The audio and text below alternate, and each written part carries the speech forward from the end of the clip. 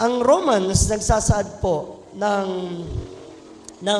Romans 8:28, ang mga nangyayari sa ating mga buhay, lalo't ikaw ay minamahal ng Diyos.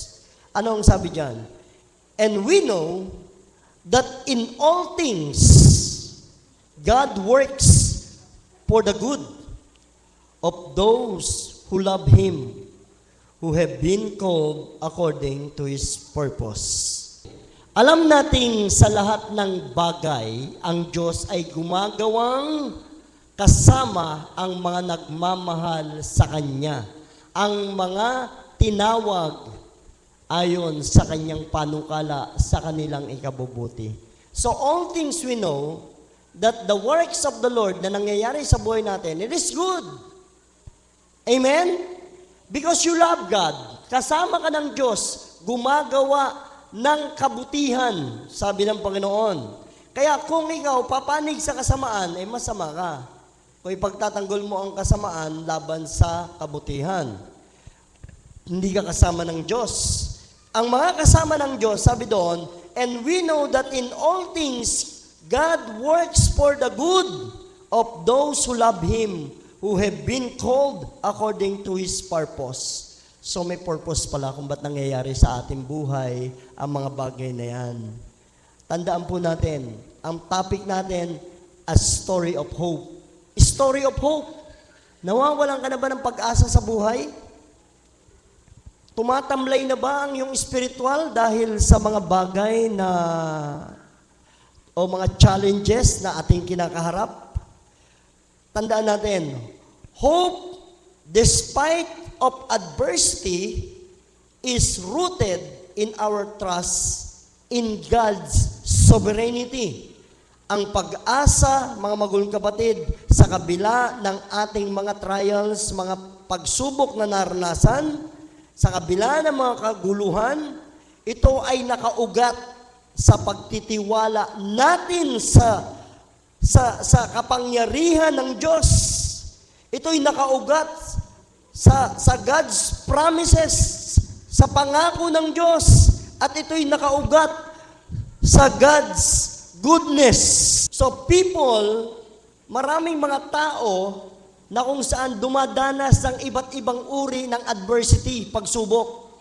Amen. Ang pag-asa sa kabila daw po ng ating mga naranasan ay nakaugat sa kapangyarihan, sa pangako at sa kabutihan ng Diyos. Kailangan dito kayo humugot na ang Diyos ay makapangyarihan, may pangako ang Diyos, huwag kang bibitaw doon, kahit nagtatagal ito, basta pangako ng Diyos yan, mangyayari ito. At higit sa lahat, ang Diyos ay mabuti. Yun ang pakatandaan ninyo para magkaroon kayo ng pag-asa. Maraming mga ilang karakter sa Bible, ang pag-uusapan natin, the people who have a story of hope, na maraming mga story of hope na kung saan humugot sila ng pag-asa. Number 1, Elijah's story of hope. Ayan. Si Elias.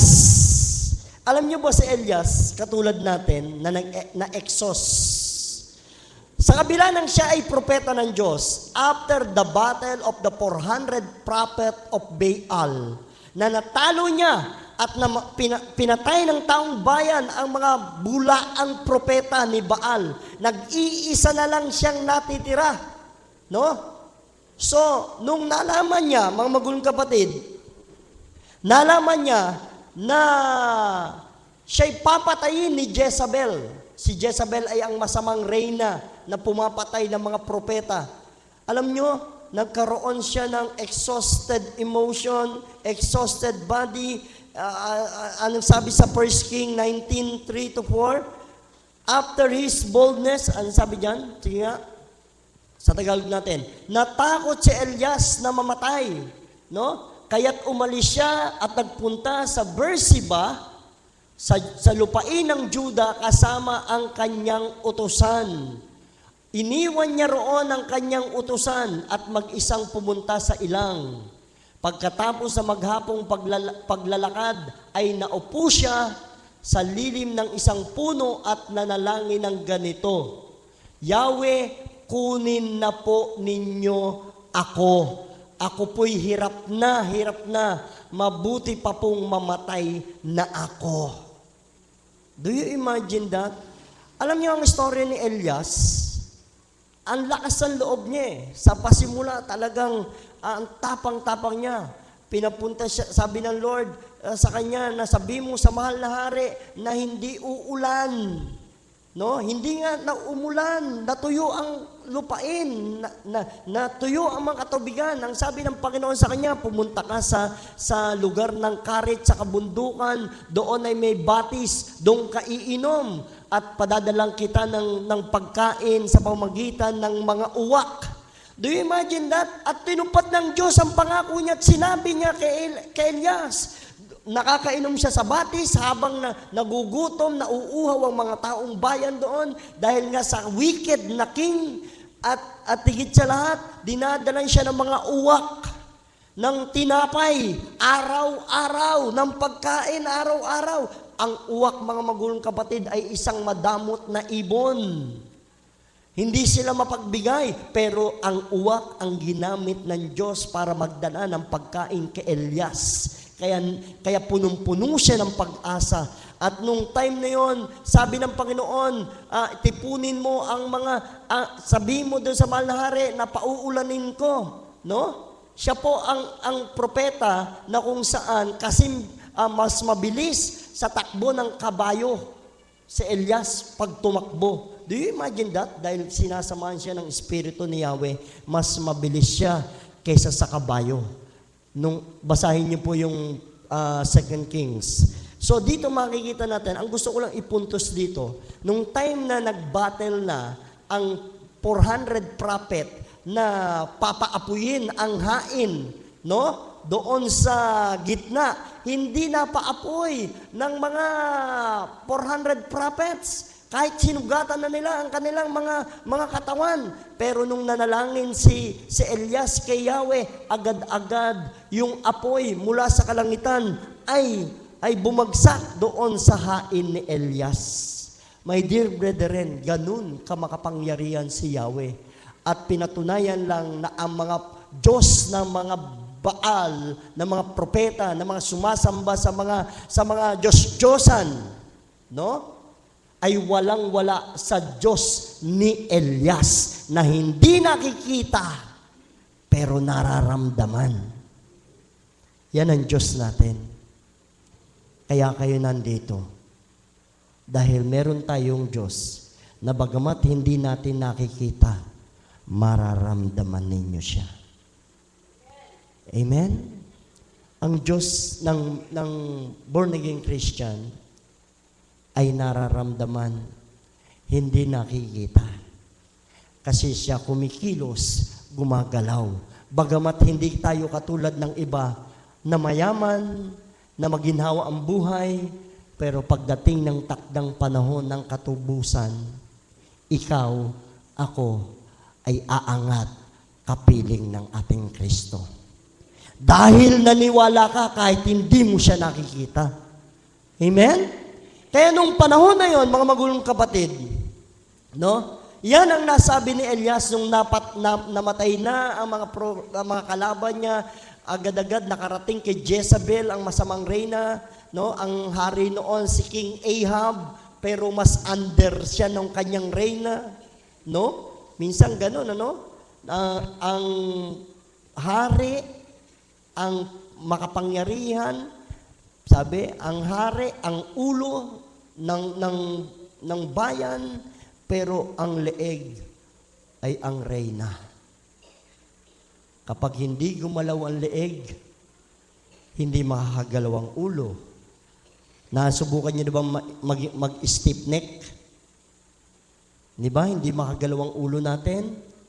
Kaya nung time na yon, ang reyna ang nasusunod at natakot si Elias. Kaya ito ang nasabi niya, no? Ang nasabi niya rito, ako po'y hirap na hirap na. Nasabi niyo na ba yan? Ako po'y hirap na hirap na. Hirap na ako kasi yung mga naglalakihan na yung mga anak ko. Kailangan ko po ng budget. Hirap na ako kasi matanda na yung nanay ko. No? Hindi na po makalakad. Ako na nag-aasikaso. Tapos asikaso pa sa bahay. Hirap na ako kasi wala akong trabaho. Hirap na ako kasi sa nararanasan ko to. Alam nyo, ito na yung nasabi ni Elias, na-exhaust si Elias. Parang tayo. Hindi lamang po tayo ang na-exhaust, maging ang mga propeta nung araw. Natakot siya dahil sa pagod, dahil sa hirap na kanyang dinanas noon. Biro mo, lumabang ka sa 400 prophet, nag-iisa ka lang. Do you imagine that? Tapos ang kalaban mo pa ay ang reyna, no? And Elijah prayed to God, expressing his exhaustion and desire to die. Bakit nararanasan natin ang mga ganung bagay na kung minsan sinasabi natin, gusto ko nang mamatay. Kunin mo na ako, Lord. Meron ba sa inyo yan? Naranasan nyo ba yan? Of course, narinig ko sa inyo yan eh. Because of human weaknesses. Dahil sa kahinaan ng ating katawang lupa, kaya natin nararanasan at nasasabi, kunin mo na ako, Lord. Even in the midst of the great spiritual victories, kahit na napakalakas ang espiritu nyo ngayon, pagka dumating sa inyo yung mga human weaknesses, ano ba yung kahinaan mo? Ano ba yung pinanghihina ng loob mo ngayon? Katulad ni Elias.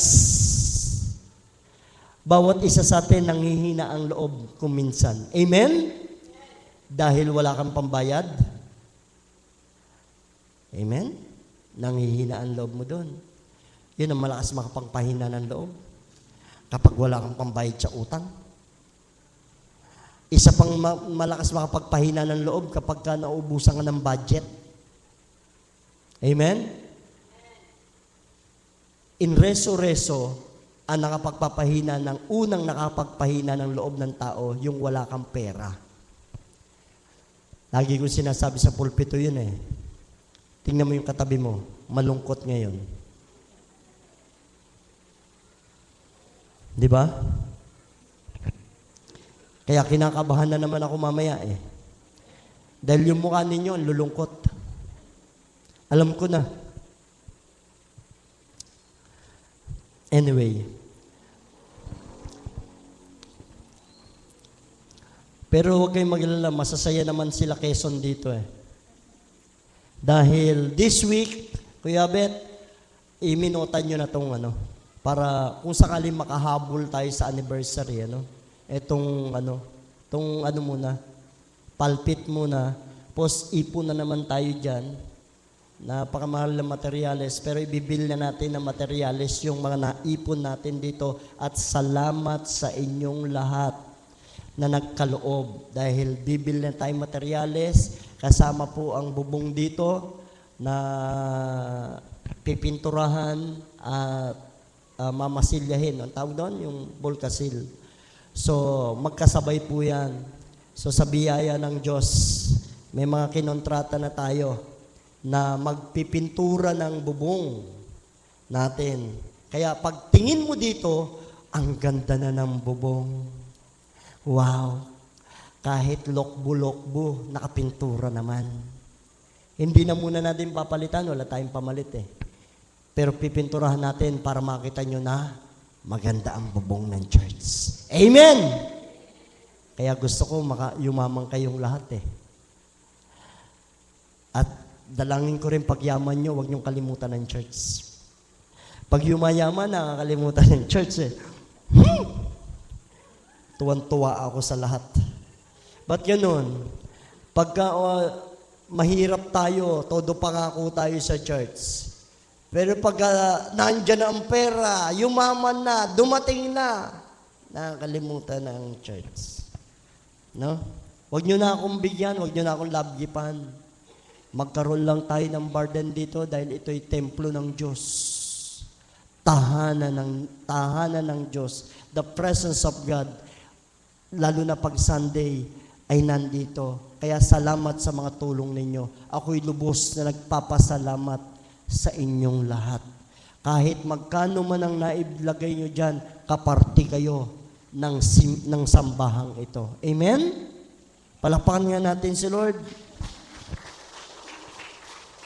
Fear and doubt, yan po ang isa sa naranasan ni Elijah. Yung takot at pag-aalinlangan. Even a strong will struggle with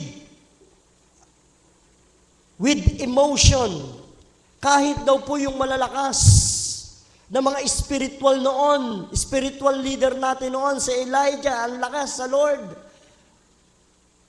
Alam niyo po, natatakot din at nangangamba. Amen? Sabi ni Jezebel, papatayin ko siya. Makita ko siya, tatadtarin ko siyang pinong-pino, parang ganon. Hindi ka ba matatakot noon? No? Kaya kapag nakita, naku, ayan na yung mga tauhan niya. So, naku, di ba? Kaya tumakas si Elijah, si Elias, tumakas siya. No?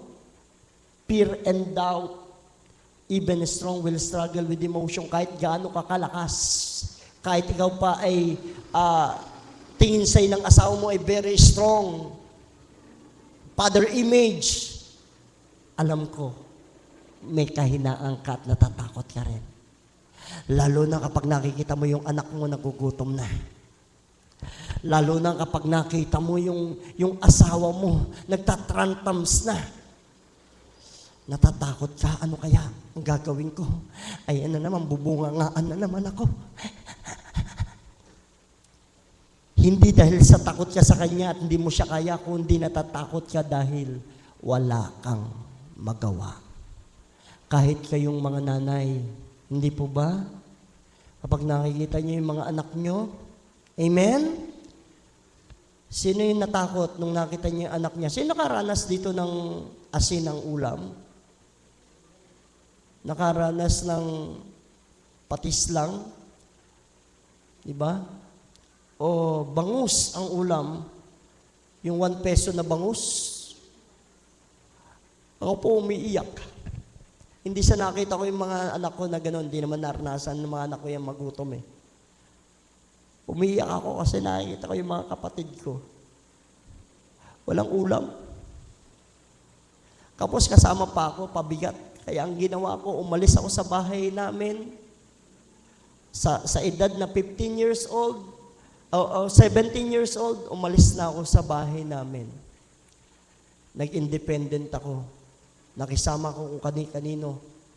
Kahit na konting pagkain lang, pakainin niyo ako, magtatrabaho ako sa inyo.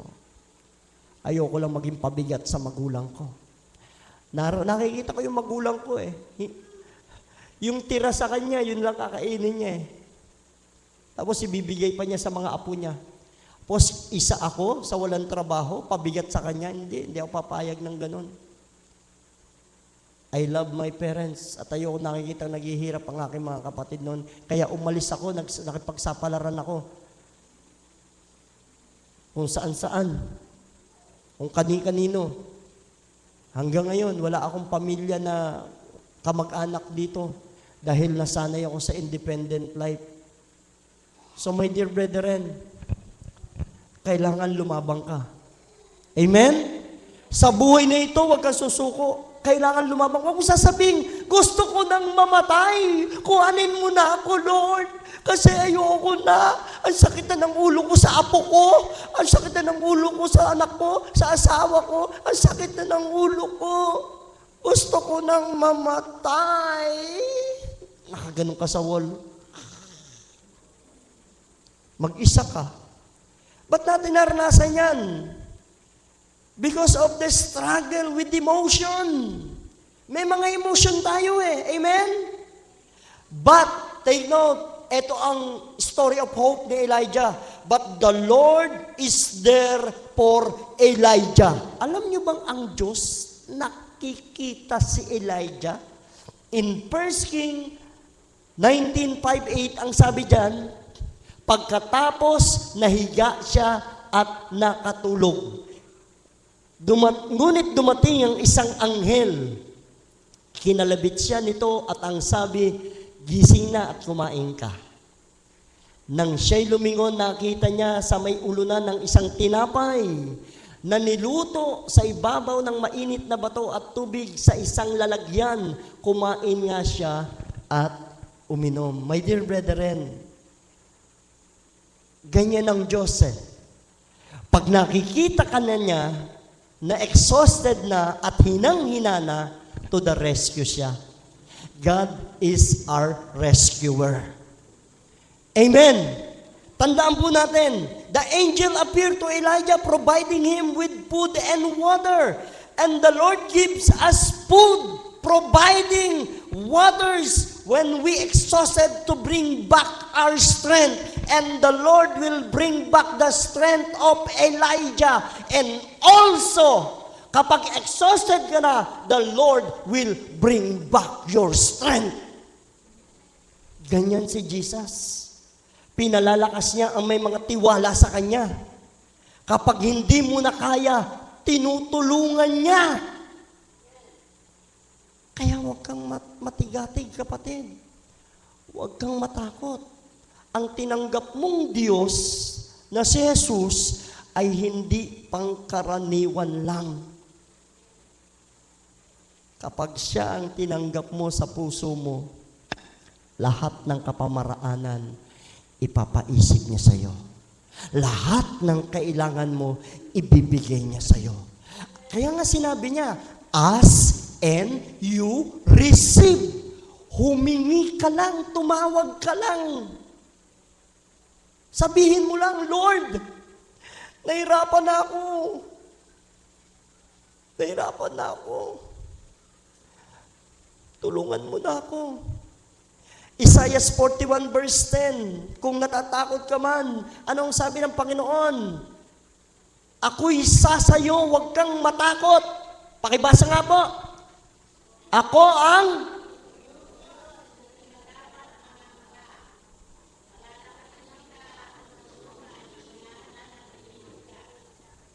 Ako si Yahweh na iyong Diyos ang magpapalakas sa inyo. Ako ang nagsasabi, huwag kayong matakot at tutulungan ko kayo. Kung kayo naniniwala sa Biblia, panghawakan nyo ang Isaiah 41 verse 10.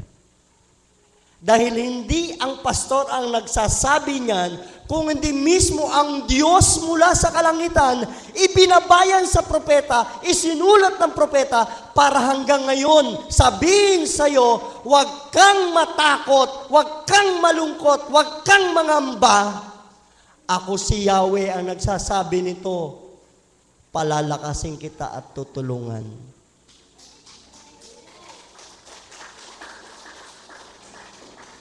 Naramdaman niyo na ba yung kalakasan ng Diyos?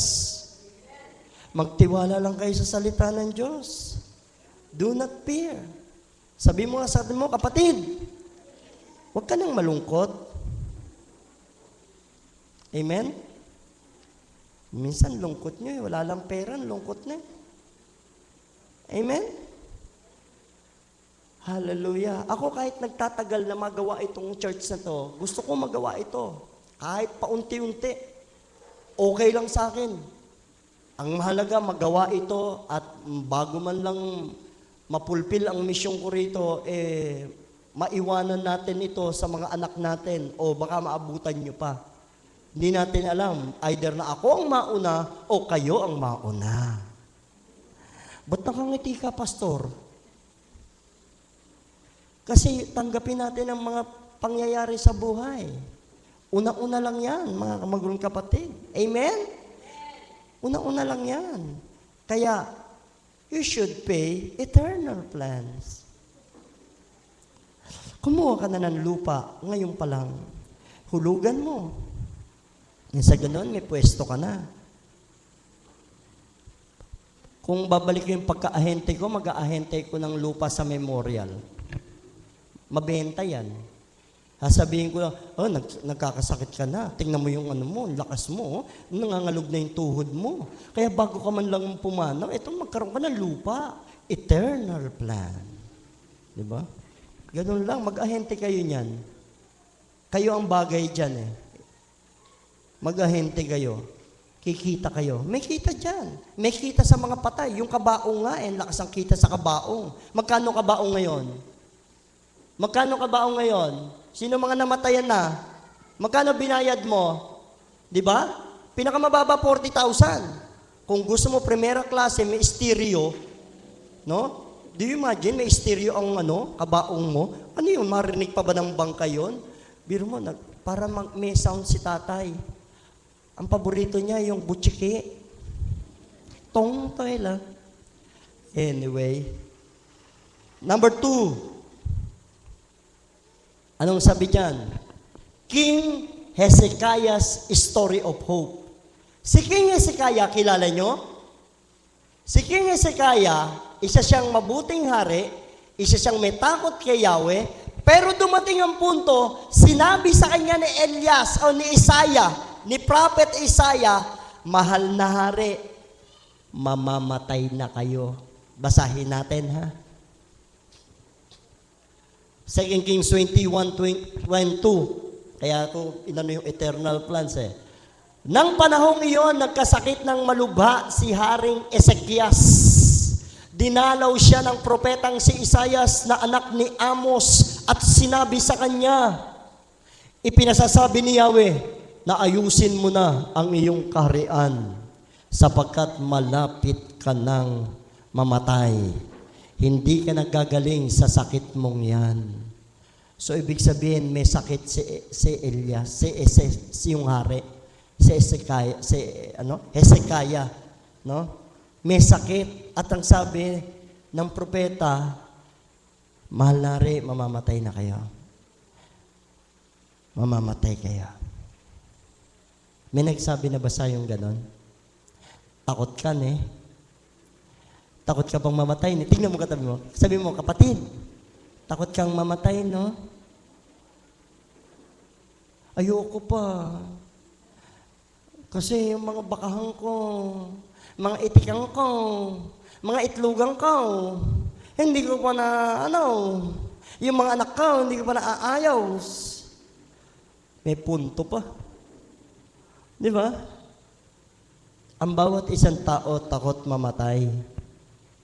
Kaya yung hari, ang sabi sa kanya, no? Mahal na rin, mamamatay na kayo. Halimbawa, dumating tayo sa puntong ganon. Let me say, may cancer. Sinabi ng doktor, ipalamon nyo na po ng ipalamon ang gusto niya.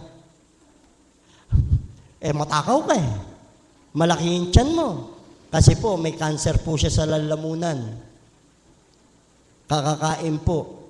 May bumura po kasi buto ng manok dito. Tapos yung buto ng baboy, nakatusok dito. Hirap na nangyari sa'yo, Mamamatay na po yan. Pakain nyo na ng pakain. Ano kaya gagawin mo? Kapag nalaman mo na malapit ka nang mamatay. Sa tingin nyo, alam nyo ginawa nung hari? No? Anong sabi dyan?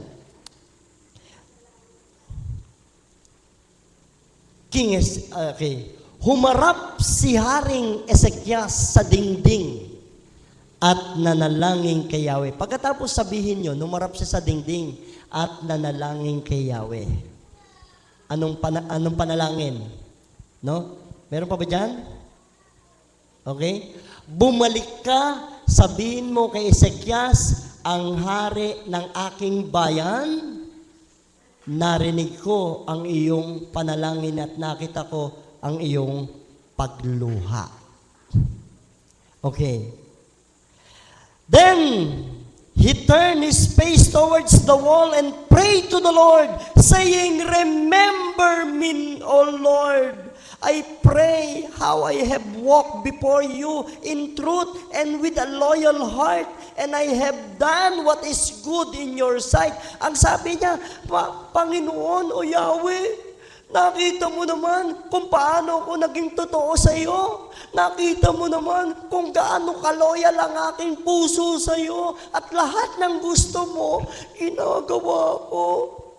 Bakit mamamatay na ako? Hirap ng buhay, ano? Pag may nagsabi sa'yo, mamatay ka na. Ito pala yung dapat natin gawin. Magmakaawa ka sa Diyos.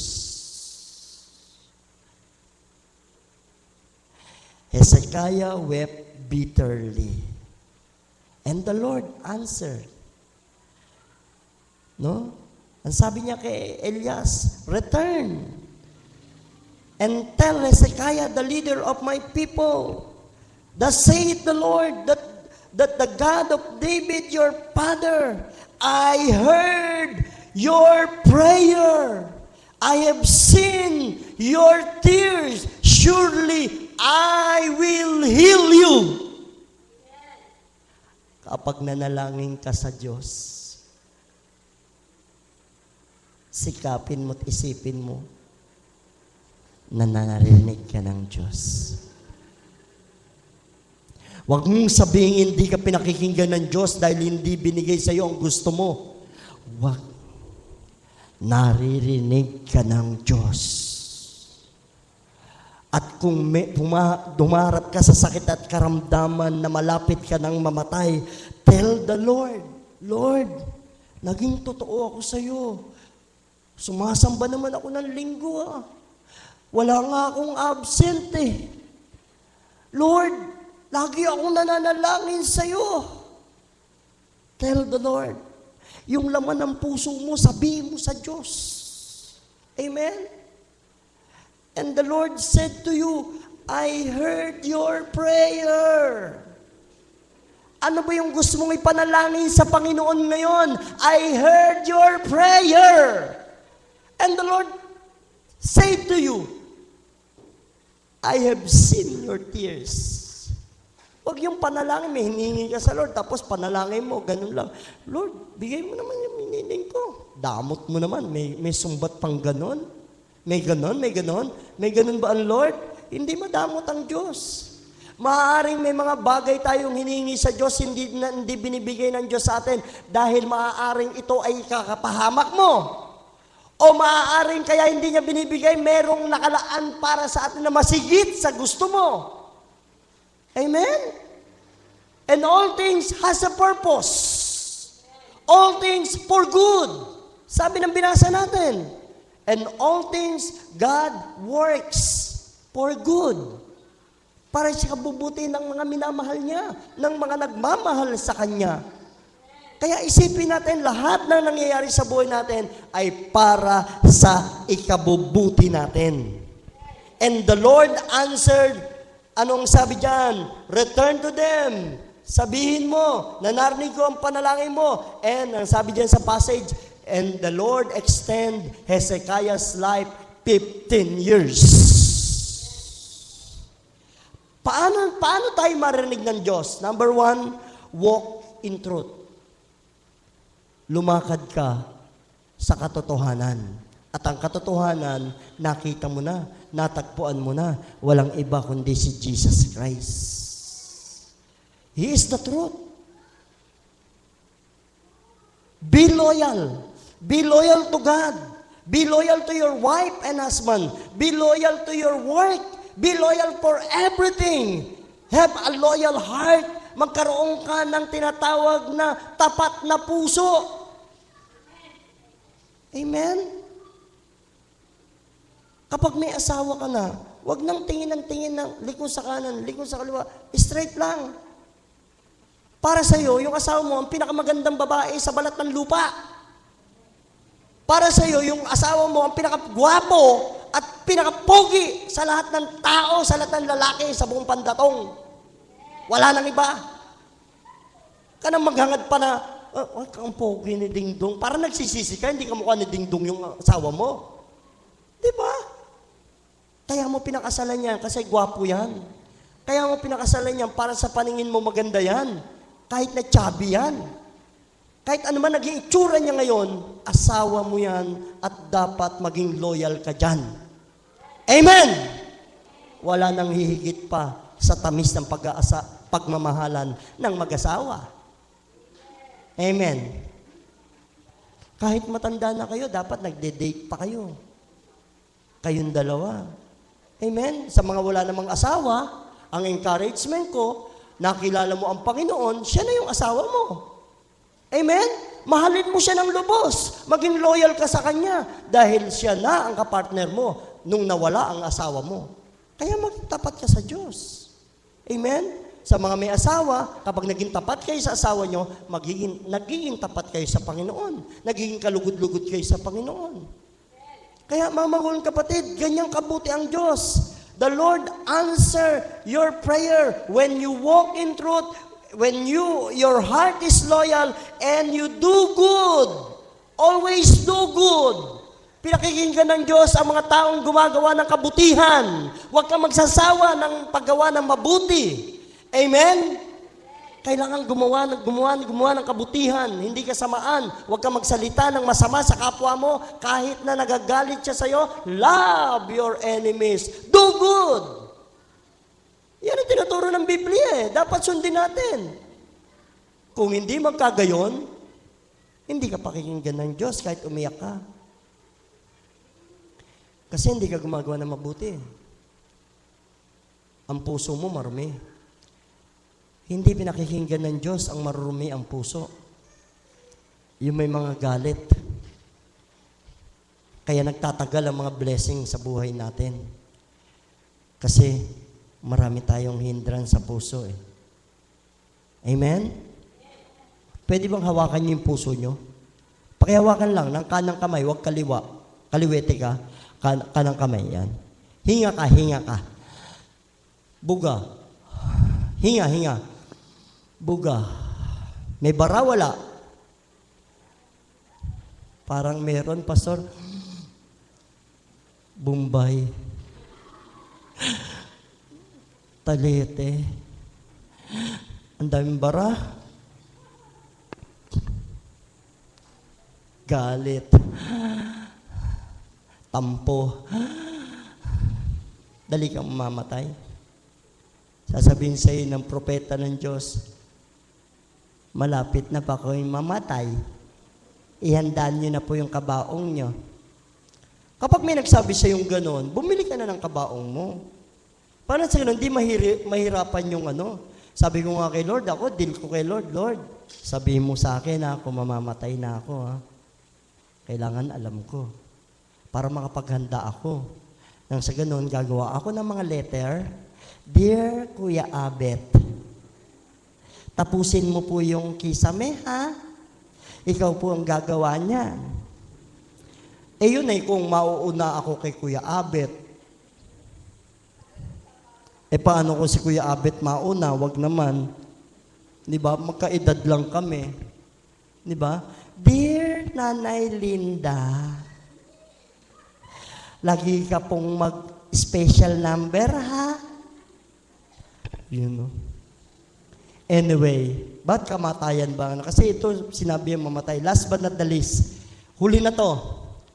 Job's story of hope. Of course, alam naman natin ang story ni Job, paano siya nagkaroon ng pag-asa sa Diyos. Alam nyo, si Job ang napakatindi ng pananampalataya. Si Job na nawala ng mga anak, 7 anak ang namatay. Si Job na nawala ng kabuhayan, nalugi, hindi siya nalugi, nawalang bigla, parang sinalanta. Si Job na nawala ng mga tauhan. Si Job na sinisi ng asawa niya. Si Job na merong sakit na ketong pinukuskus siya ng basag na palayok yung kanyang mga nana.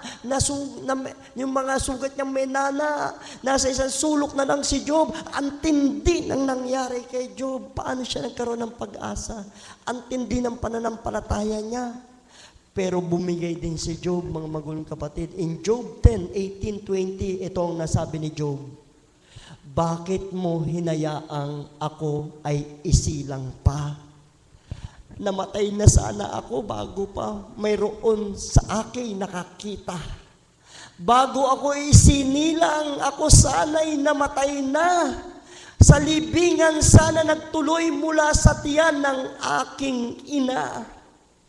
Maikli na ang aking buhay, kaya ako'y tigilan mo na upang sa aking natitirang araw makadama ng kaunting ginhawa. Kinausap niyo ba ang Diyos? Isinumpa niyo ba yung araw ng pagsilang ninyo, bakit pa ako isinilang? Lalo na kapag nakikita mo ang mukha mo, pag humarap ka sa salamin, nasasabi mo yan, bakit mo pa ako isinilang? Ang pangit! Parang gusto mong baguhin yung mukha mo pag humarap ka sa salamin. Sana pinatay mo na lang ako sa sinapupunan ng aking ina. Ang pangit talaga! Sinisi niyo ba ang nanay niyo o ang Diyos sa pagkakasilang sa inyo? Merong ganyan eh. Sinisisi ang mga magulang, bakit pa ako nabuhay pa? O baka kayo ang nagsasabi niyan, bakit pa ako nabuhay? Punong-puno ako ng hirap. Sana namatay na lang ako.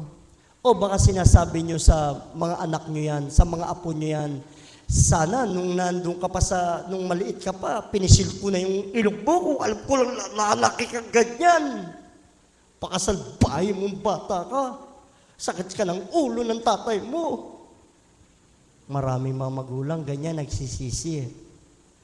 Si Job, nagsisisi siya kung bakit siya isinilang, isinumpa ang araw ng pagsilang. Bakit pa hinayaang na isilang pa siya, namatay na sana siya, sabi niya, bago pa na merong sa akin makakita, isinumpa niya yung kanyang pagsilang. Kaya nga sabi, mas mainam pa ang araw ng kamatayan kaysa araw ng pagsilang dahil ang mundo ay punong-puno ng hirap. Para makaraos ka sa buhay, para yumaman ka, maghihirap ka. Kapag nag-asawa ka, maghihirap ka. May mga financial nga kayo, pero bubunuin mo ang paghihirap pa rin, habang buhay. Kung wala ka mga asawa, maghihirap ka rin. Kaya ito yung sinabi ni Job, tapos tinanggalan pa siya ng anak, tinanggalan pa siya ng... Di ba, ang sakit? Ang sakit kapag nawawala ng mahal sa buhay, amen? Pero ang masakit doon, mga maling kapatid, 7 ang mahal na anak ni Job na sabay-sabay namatay. Bakit naramdaman ni Job to? No? Ano ang purpose ng Lord? Bakit tayo isinilang sa mundo? Alam ko may purpose ang Lord, ba't sinilang ka eh? Tingnan mo yung katabi mo. Titigan mo muna yan. Titigan mo kung anong purpose ng Lord yan. Titigan mo. Titigan mo. Hindi ko alam. Pero ang Diyos nakakalam. Job's despair, a deep emotion pain. Nararamdaman natin yan. Yung parabang ayaw mo nang mabuhay. No? Job's story support and remind us. Ito ang tinuturo ng Job. Remind us the importance of empathy and support for those who are suffer. Inire-remind tayo ng story ni Job na kung saan kapag merong mga taong ganito ang sitwasyon sa buhay, no? Ang kahalagahan nila sa mundo, dapat ikaw na Kristiyano ang susuport sa kanya, ang mag-encourage sa kanya, hindi yung magbabagsak sa kanya. Katulad ng mga kaibigan niya, ibinagsak siya. Siguro makasalanan yan. Siguro hindi siya nagtatahik sa Lord. Siguro ganito ang ano niya, madamot yan. Kaya pinarusahan siya ng Diyos, sininil siya ng Diyos. Maraming mga tao sa mundong ito, imbis na tulungan tayo, sinisisi pa tayo. Imbis na encourage yung sitwasyon natin, tulungan tayo, wala. Ano narinig natin? Puro negatibo, negatibo, negatibo. Naranasan nyo yan? Minsan, sa loob pa ng mga pamilya natin yan eh. Imbis na encourage tayo, ibinabagsak tayo, nako! Walang mangyayari dyan sa batang yan.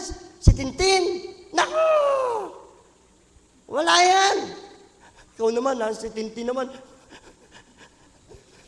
lagi na lang akong nakikita, nasisisi. Ako lagi may kasalanan. Pasok sa eskwela. Diba? Walang mangyayari yan. Huwag niyo sasabihin sa anak niyo yan. Baka yung anak mo pang yan, Yan ang magpayaman sa iyo someday. Dahil hindi natin alam ang purpose ng Lord yan. Kung ba't isinilang yan. Amen? All things, God's work. Now, after this pain, the story of hope of Job, God restored Job everything. Alam nyo, kapag nararanasan natin ng mga bagay na kawalan, nawala sa ating mga buhay, ang Diyos may restoration. Ibinabalik niya yun 3 doble, 10 doble kapag nawala sa atin. Naniniwala kayo doon? Anong sabi ni Job? Job 42 verse 10 to 17. Ang kabuhayan ni Job ay binalik ni Yahweh sa dati. Mabilis. Ang ipinalangin nito ang 3 kaibigan, yung 3 kaibigan na sumisisi sa kanya. At dinoble pa ni Yahweh ang kayamanan ni Job. Lahat ng kapatid nito, mga kamag-anak at kakilala ay dumalaw sa kanya at nagsalo-salo sila. Bawat isa'y nakiramay sa nangyari sa kanya. Okay, dapat kapag merong ganito, nakikiramay tayo sa kanila. Hindi natin sila dinadown, hindi natin sila sinisisi. Amen? Huwag niyo sila sisihin, damayan niyo sila. At nagbigay ng salapi at singsing na ginto. O kung may salapi kayo, magbigay kayo. Di ba? Ako, malungkot ako. Malungkot ako. Katulad ako ni Job eh. Baka may dadamay sa akin mamaya. May singsing ka ba dyan? May ano, yung ginto. Meron ako nakikita kay Nanay Linda. Yung kwintas, pwede na yan, Nanay. Ang mga huling araw ni Job ay higit na pinagpala ni Yahweh. Binigyan niya ito ng 14,000 tupa, 6,000 kamelyo, 2,000 baka at 1,000 inahing asno. Nagkaroon pa si Job ng 7 anak na lalaki at 3 anak na babae. Ang pangalan ng mga babae ay Jemima. O kala ko Jamaica eh. Jemima pala. Jemima, Jesiah at Karen, Habuk, no? Kala ko si Ate Karen na to, no? Ang mga anak na babae ni Job, ang pinakamagaganda sa buong mundo. Tingnan mo katabi mo, baka yan ang anak ni Job. No? Biro mo yung pagpapala ni Yahweh, pinamanahan din niya ng mga ito tulad ng mga anak na lalaki. Si Job ay nabuhay pa ng 140 taon, 140 years, ha? Inabot pa siya ng kanyang mga apo at ika-4 na saling lahi, matanda na siya nang mamatay. Gusto niyo yun? Pinagpapala ng Diyos ang buhay niyo? Amen? Hallelujah. Iyan ang pagpapala ni Job. Gaganda ng mga anak, siguro. Wala naman sinabing kagagwapo ng mga anak. Yung mga ano lang, yung mga babae lang, no? Pinakamagaganda sa buong mundo. Sayang yung pangalan, no? Karen, tapos Jamaica, no? Jemima eh. Tapos Karen, no? Pero magaganda rin. Letter K, saka letter J, no? Lahat ng mga letter J saka K, magaganda. Kaya ako J eh. Pangalan ko J. Jongko. O, di ba? What is your story of hope? Ayan, nawawalan ka na ba ng pag-asa, kapatid? Sabi ng Psalms 37 verse 4 to 5, no? Kay Yahweh mo hanapin ang kaligayahan at ang pangarap mo iyong makakamtan.